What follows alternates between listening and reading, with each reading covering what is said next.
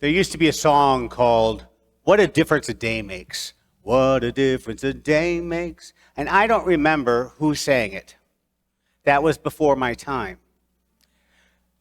But I do know it was talking about the fact that one day does not necessarily mean the next day is going to be the same. One day does not mean the next day is going to be as we planned it. One day is not the roadmap for how the rest of our days will follow. What a difference a day makes. They were all gathered up here at the table. They were all gathered around the table. Jesus had brought them in one by one. He bent down with the cloth around his loin, and he bent down and he washed their feet. And as Pastor Heipel said last night, he washed their dirty, stinking feet. Not a pleasant smell, I suppose. What a difference a day makes. They came and they sat down at the table. Actually, the more correct terminology would be they reclined at the table. They don't, when you see the picture of them at the table, they weren't necessarily sitting on chairs and benches and whatnot. They reclined at the table. And they had that meal. It was the day of unleavened bread. And they were going to do what they had done for so many years because it had become Jewish custom to do so. When God had brought the Israelites out of Egypt, bread became a big thing. Unleavened bread became a big thing, especially at time of Passover. So today, or yesterday, was the Feast of Unleavened Bread, and Jesus got together, washed their feet, talked to them about what it means to be a servant, what it means to have a servant's heart. Do you know he knew that Judas was going to betray him? But was Judas at the table too? He was. So he sits down and takes that bread.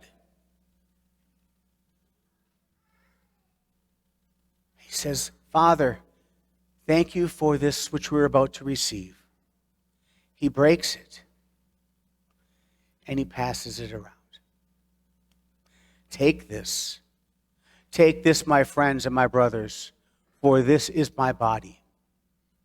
Do this in remembrance of me. They had no idea what that meant, but they ate the bread. Then he took the cup of the fruit of the vine.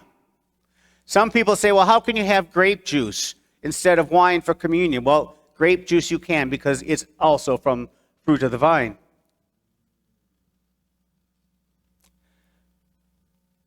Took the cup. And he said, take this, each and every one of you, and drink it. Because this is my blood.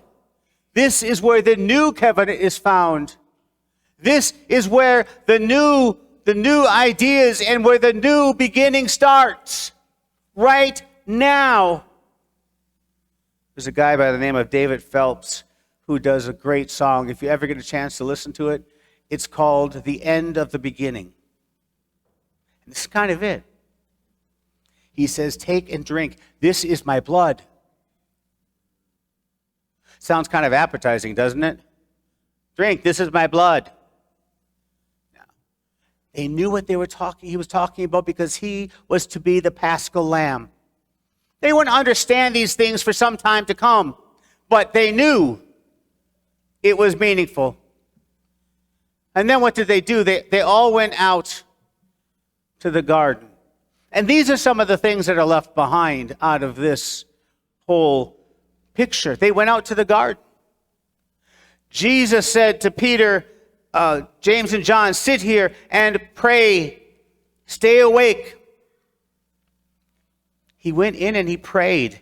And he prayed so hard and so intensely that drops of blood came down his face. A conversation between a son and a father. A conversation between dad and his boy. He had already said at baptism, "You are my beloved son with whom I am well pleased." He already said at transfiguration, "This is my son. Listen to him." But now dad and son were having a one-on-one, and Jesus said, "Father, if there's any way this can be done some other way, please, please, please, take this cup from me. Please take this cup from me. If there's any possible way." Now, Jesus being part of the triune God, if he wanted to, he could have said, "Okay, I'm not doing this. These folks are not worth it." But he didn't. He said, "Your will be done, not mine."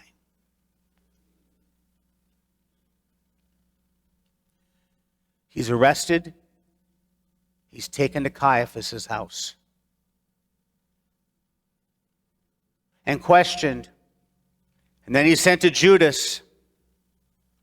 Went to Judas's house, into his chambers. And Judas, the governor, could find nothing wrong with him. Nothing at all. But isn't it funny? What a difference a week makes. Because not but a few days earlier, people were laying their coats, their cloaks down on the road. They were waving branches. They were putting things in front of, as the king came down the road in his glory on a donkey. "Hosanna, Hosanna, blessed is he who comes in the name of the Lord." And now what are they shouting? "Crucify! Crucify him! Crucify him!" Judas gave them every opportunity to get out of it. Every opportunity. But it didn't happen. And so here we are. We find ourselves with Jesus on the cross. I had just mentioned about the two criminals. And that one criminal says something that gives us such incredible hope and such incredible faith and so much excitement when he says, "Jesus, remember me when you come into your kingdom." And Jesus says, "Today you will be with me in paradise." If you've been to any funerals that I've done, I include that text because it is incredibly important. It gives us such an incredible sense of comfort, knowing that our last breath on earth is immediately followed by our first breath in heaven.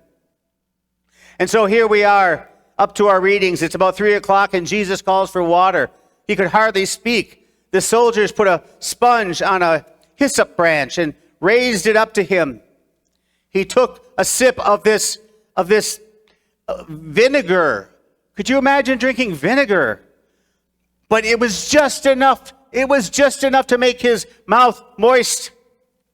He raised his head and he looked up to the heavens and he said, "It is finished."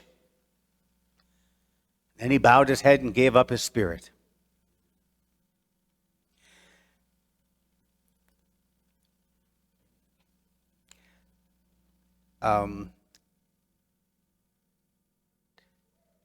Tetelestai. Tetelestai. That is the Greek word that means it is finished. It was used often within the context of families. Tetelestai.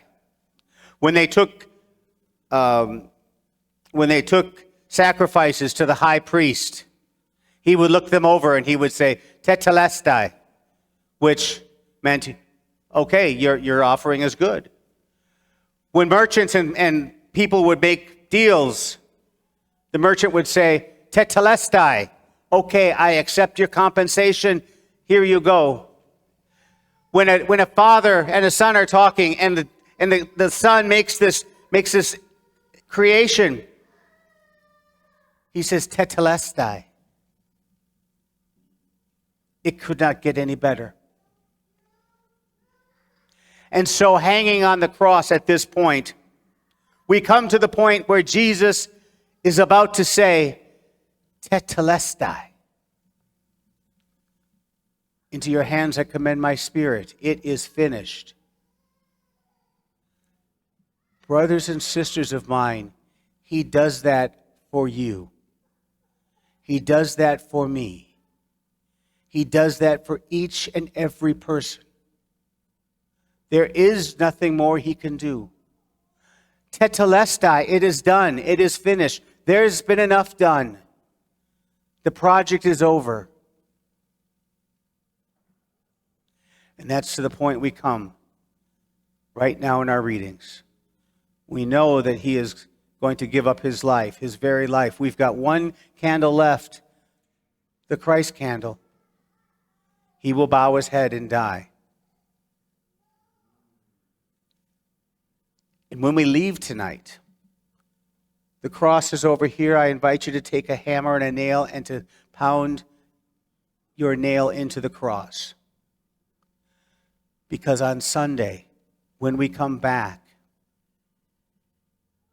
we know that the tomb is going to be empty. But we don't want to get ahead of ourselves. Tetelestai. It is finished. What a difference a day makes. Amen.